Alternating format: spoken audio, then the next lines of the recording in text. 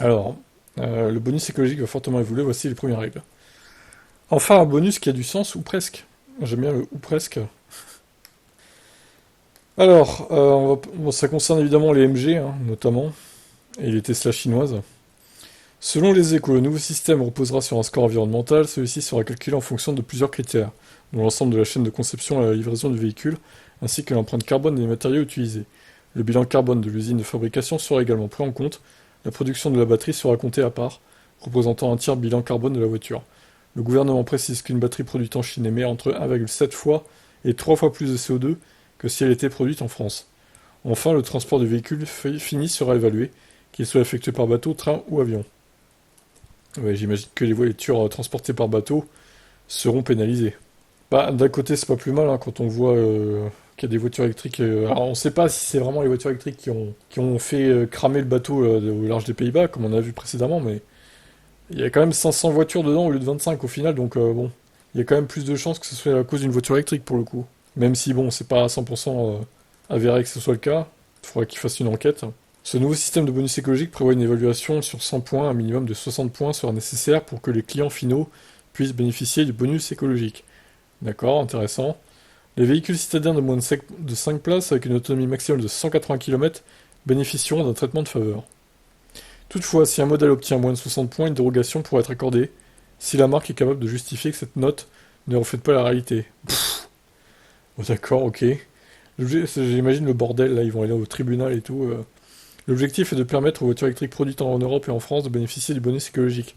Les voitures produites en Chine et aux États-Unis pourraient, quant à elles, être exclues de cette aide étatique. Comme vous l'avez compris, ce nouveau système de bonus écologique tente non seulement de favoriser l'électromobilité, mais aussi de prendre en compte l'intégralité du cycle de vie d'un véhicule. Cette approche holistique pourrait modifier radicalement la donne pour les constructeurs automobiles.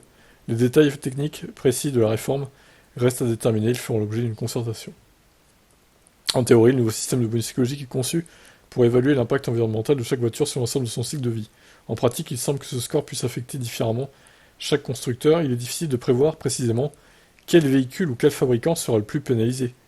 Certains facteurs comme le lieu de production de la voiture et la méthode de transport jusqu'au marché français peuvent avoir un impact significatif sur le score environnemental.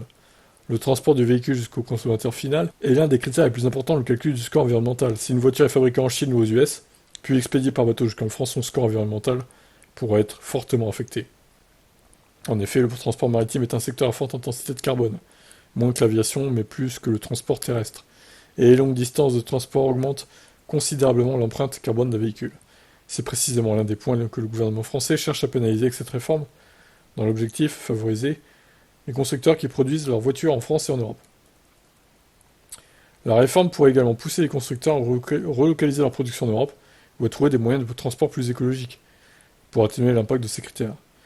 Certaines voitures électriques pourraient donc perdre l'accès au bonus, à l'image de la Spring, modèle 3 chinoise, ou encore MG4, produite en Chine.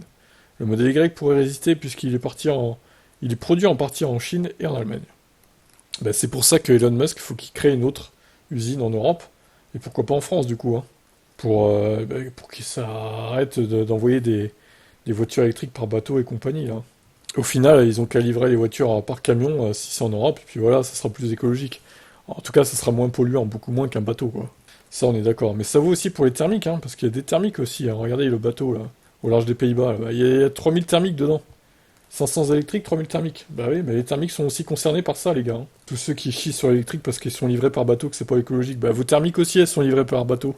Pas toutes, mais il y en a une bonne partie quand même. Donc bon.